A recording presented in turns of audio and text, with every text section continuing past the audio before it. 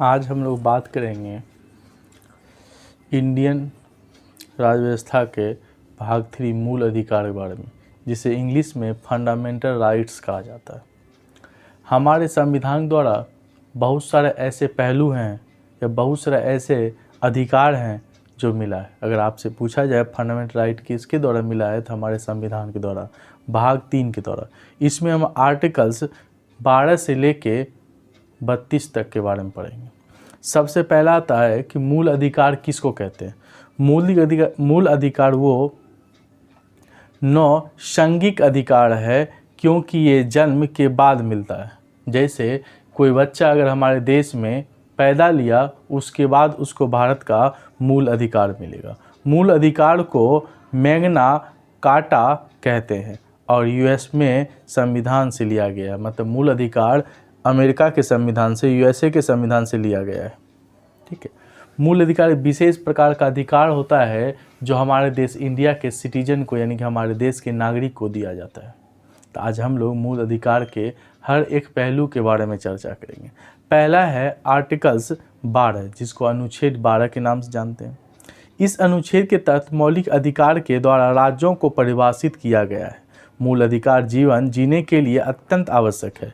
इन्हें न्याय संघिक अधिकार भी कहते हैं, आर्टिकल्स 12 को, क्योंकि राज्यों को परिभाषित करता है कौन, आर्टिकल्स 12। और आर्टिकल्स 13 कहता है यदि हमारे मूल अधिकार को किसी दूसरे मूल अधिकार प्रभावित करे तो हमारे मूल अधिकार पर रोक लगाया जा सकता है। कोई दूसरा मूल अधिकार है और मूल अधिकार को कोई प्रभावित कर रहा है तो उस मूल अधिकार पे क्या रोक लगाया जा सकता है, उसमें संशोधन किया जा सकता है, उसमें बदलाव किया जा सकता है, जो पार्लियामेंट के द्वारा होता है।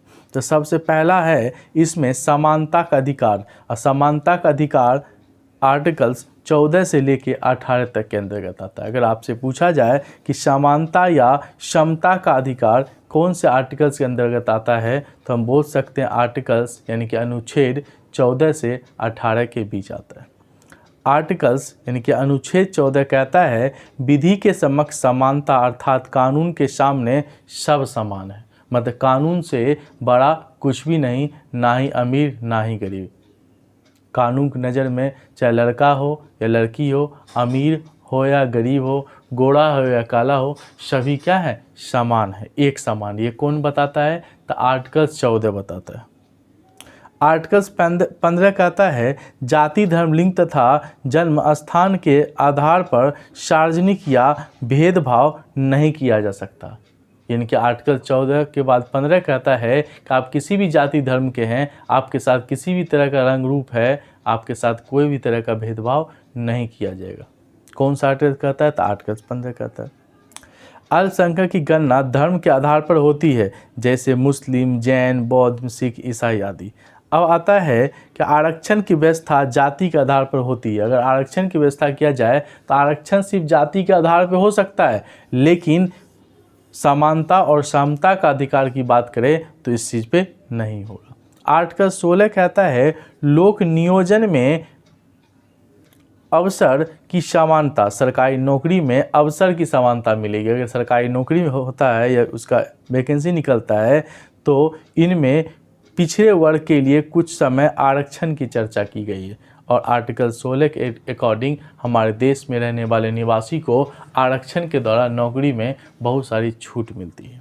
अब आर्टिकल्स 18 क्या कहता है, आर्टिकल्स 18 कहता है उपाधि के अंत किंतु शिक्षा, स्वच्छता, भारत रत्न, पद्म भूषण आदि इत्यादि रख सकते हैं। विदेशी उपाधि रखने के पूर्व राष्ट्रपति से अनुमति लेनी पड़ेगी। जैसे मानिए कोई व्यक्ति है और उसे भारत देश के द्वारा भारत रत्न मिल गया, मतलब देश रत्न मिल गया, तो वो अपने नाम के आगे देश रत्न लगा सकता है आर्टिकल्स 16 के अकॉर्डिंग। लेकिन किसी देश का अगर उपाधि उसे मिला हुआ है, वो अपने नाम के साथ अगर उस उपाधि का इस्तेमाल करता है तो सबसे पहले राष्ट्रपति की अनुमति लेनी पड़ेगी। जैसे हम बोल सकते हैं पद्म भूषण अवार्ड किसी को मिला है तो लिख सकते हैं नाम के आगे पद्म भूषण लगा सकते हैं। जैसे देश रत्न मिला था किसको, डॉक्टर राजेंद्र प्रसाद जी को, तो नाम के आगे क्या, डॉक्टर या देश रत्न डॉक्टर राजेंद्र प्रसाद लिखते थे। अब आता है आर्टिकल 17 और अस्पृश्यता अनटचबिलिटी छुआछूत का अंत करता है, मतलब किसी के साथ कोई भी तरह का भेदभाव तो नहीं होगा और छुआछूत भी नहीं होगा। इस पे रोक कौन लगाता है? तो आर्टिकल 17 लगाता है। आर्टिकल 18 क्या कहता है? उपाधियों के अंत, किंतु शिक्षा सुरक्षा भारत रत्न पद्म भूषण आदि रख सकते हैं। विदेशी उपाधि रखने के पूर्व राष्ट्रपति से अनुमति लेनी पड़ेगी। जैसे इंजीनियर, डॉक्टर, मेजर, कर्नल हैं तो आप इसका टाइटल मतलब नाम के पहले इसका यूज कर सकते हैं फर्स्ट नाम के रूप में। लेकिन किसी विदेश से उपाधि मिला है तो आप इसका इस्तेमाल करने से पहले हमारे देश के राष्ट्रपति से आपको क्या लेना पड़ेगा? तो परमिशन लेने की आवश्यकता पड़ सकती है। दूसरा आता है स्वतंत्रता का अधिकार। जैसे अपने देश में कोई व्यक्ति है तो उसे कुछ न कुछ स्वतंत्रता तो मिलेगा ही, तो स्वतंत्रता का अधिकार आता है और इसमें आर्टिकल्स आता है 19 से 22। तो 19 कहता है अभिव्यक्ति की स्वतंत्रता, freedom to expressions, freedom to speech, freedom to wave and flag और बर्निंग ऑफ द एजिलिटी। ये सब चीज़ें का अधिकार कौन देता है? तो आर्टिकल्स 19 देता है, आपको बोलने की आज़ादी देती है। यदि हथियार सभा करने की स्वतंत्रता है, बिना इनके हथियार लेके आप सभा नहीं कर सकते हैं, बिना हथियार के आप आंदोलन कर सकते हैं। जैसे मानिए कोई व्यक्ति है और सरकार के खिलाफ वो बोलना चाह रहा है तो सरकार के खिलाफ बोलने से पहले इनकी बंदूक, राइफल, गोली लेके वो चला जाएगा। वो खाली हाथ जाके सरकार का बहिष्कार कर सकता है, किसी सभा का आयोजन कर सकता है। और आर्टिकल्स 19 के बाद 20 कहता है इनमें से 3 प्रकार की स्वतंत्रता दी गई है। पहला, एक गलती की एक सज़ा। अगर आप एक गलती करते हैं तो आपको एक ही सज़ा मिलेगी। सज़ा उस समय के कानून के आधार पर दी जाएगी, ना कि पहले या बाद के कानून पर। मानिए कोई व्यक्ति 10 साल पहले मर्डर करता है और उस समय उसका सज़ा 20 साल था और अभी उसको सज़ा अब केस चलता है 10 साल और अभी जाके 2024 में से पता चलता है कि यही दोषी है। अब 2024 में 20 साल वाला सज़ा जो है 16 साल में बदल गया है, तो अभी उसको कितना साल का सज़ा मिलेगा? तो 16 साल का ही सज़ा मिलेगा। यानी कि प्रेजेंट में जिस मतलब साजिश का, जिस गलती का जो सज़ा होगा वही सज़ा आपको दिया जाएगा। ये नहीं कि वर्तमान से पहले या बाद में नहीं, प्रेजेंट में, वर्तमान में जो सज़ा है वही सज़ा आपको दिया जाएगा। जिस दिन आप गिल्टी पाए गए उस दिन जो कानून हमारे देश में वैलिड होगा उस कानून के अकॉर्डिंग आपको क्या मिलेगा? सज़ा मिलेगा। और आर्टिकल्स 21 क्या कहता है? इसमें प्राण या वैयक्तिक स्वतंत्रता है, किसी कारण या इसी के कारण अधिक धुआं देने वाले वाहन या बिना हेलमेट वाले व्यक्ति को पुलिस चालान काटती है। अनुच्छेद किसके अकॉर्डिंग? तो अनुच्छेद 21 के अकॉर्डिंग अगर आप वाहन चला रहे हैं, सीट बेल्ट नहीं लगाए हुए हैं या आप हेलमेट नहीं पहने हैं या आपकी गाड़ी से बहुत सारी धुआं निकल रही है तो सरकार आपके ऊपर क्या चालान काट सकती है। कौन से आर्टिकल्स के अकॉर्डिंग? तो आर्टिकल्स 21 के अकॉर्डिंग। और हमारी गोपनीयता जानकारी को कोई उजागर नहीं कर सकता। अगर उजागर करता है प्राइवेसी का तो आर्टिकल्स 21 के अकॉर्डिंग उस पर क्या कानूनन कार्रवाई की जाएगी। अब आता है आर्टिकल्स 21 को। इनमें 6 से 14 वर्ष के बच्चों को निःशुल्क प्राथमिक शिक्षा का अधिकार दिया गया, मतलब राइट टू प्राइमरी एजुकेशन दिया गया कि सभी बच्चे हमारे देश के शिक्षित हो जाएं। और अगर हमारा देश शिक्षित होता है तो पूरे देश में उस राज्य के, उस व्यक्ति के द्वारा किए गए कार्य का सराहनीय होगा, हमारा देश का नाम रोशन होगा। और पंडित जवाहरलाल नेहरू ने कहा था या कहे थे कि बच्चा ही हमारा देश का क्या है? भविष्य है। इसलिए बच्चों के लिए निःशुल्क शिक्षा की व्यवस्था की गई है। अब आता है अनुच्छेद 22। इसमें 3 प्रकार की स्वतंत्रता दी गई है, जो गिरफ्तारी से संरक्षण या सेफ्टी करनी है, और निवारक निरोध अधिनियम दिया गया है। नज़रबंद भारत में प्रमुख निवारक निरोध अधिनियम है। इस तरह हमारे देश में बहुत सारे कानून की व्यवस्था की गई है। और 3 कहता है शोषण के विरुद्ध अधिकार, मतलब राइट अगेंस्ट द एक्सप्लोटेशंस, आर्टिकल 23 से 24। आर्टिकल 23 कहता है बलात् श्रम, मतलब जबरदस्ती श्रम तथा बेगारी, मतलब बिना वेतन पर रोक लगाया गया है कि बिना पैसा का कोई बेगारी नहीं करेगा। जबरदस्ती कोई किसी से काम नहीं कर सकता उसके इच्छा के खिलाफ जाके। अब आता है आर्टिकल 24 क्या कहता है? 14 वर्ष से कम उम्र के बच्चों को खतरनाक काम, डेंजर वर्क में नहीं लगाना लगाया जा सकता है। अगर कोई व्यक्ति है या छोटा बच्चा है और उसका एज 14 वर्ष से कम है तो उसे कल फैक्ट्री वगैरह में काम पे नहीं लगाया जा सकता है। अब आता है धार्मिक स्वतंत्रता का अधिकार, right to freedom of right religions. 25 से लेके 28 आर्टिकल्स तक पढ़ते हैं।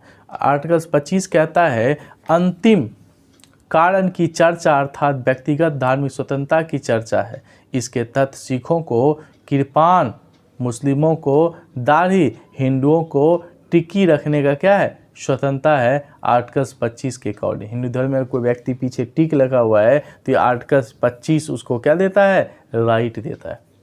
अगर कोई मुसलमान दाढ़ी रखा हुआ है तो आर्टिकल्स 25 उसको राइट देता है। आर्टिकल 26 क्या कहता है, इसमें सामूहिक धार्मिक स्वतंत्रता की चर्चा की गई है, सभी धर्मों की स्वतंत्रता की गई। कभी भी सरकार या संविधान ये नहीं कहती है कि ये धर्म अच्छा है या ये धर्म सबसे भी अच्छा है, सारा धर्म को स्वतंत्रता मिला है। आर्टिकल 27 कहता है धार्मिक कार्य के लिए दिया गया धन पर टैक्स नहीं लेगा। अगर आप चंदा देते हैं, डोनेशन देते हैं, उसमें किसी तरह का टैक्स नहीं लेगा आर्टिकल 27 के अकॉर्डिंग।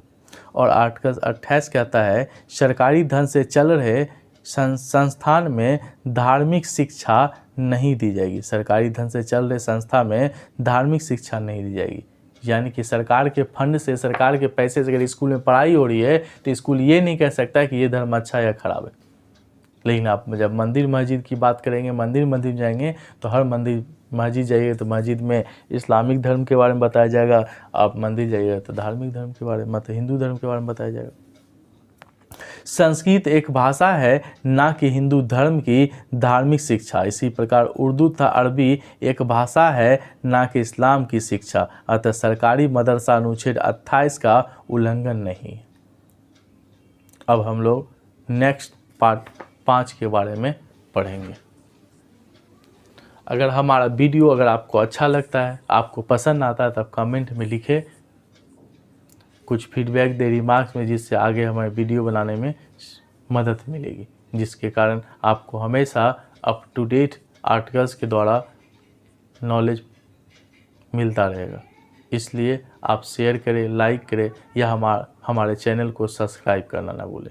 एकदम सुंदर और सरल शब्दों में आर्टिकल्स को हम लोग आपको समझाएंगे। और एक बार ही नहीं, जब आर्टिकल्स ख़त्म हो जाएगा 1 से 50 तक 3-4 टॉपिक जब ख़त्म कर लेंगे तो फिर एक बार रिपीट करेंगे आर्टिकल्स 1 से लेके 50 तक।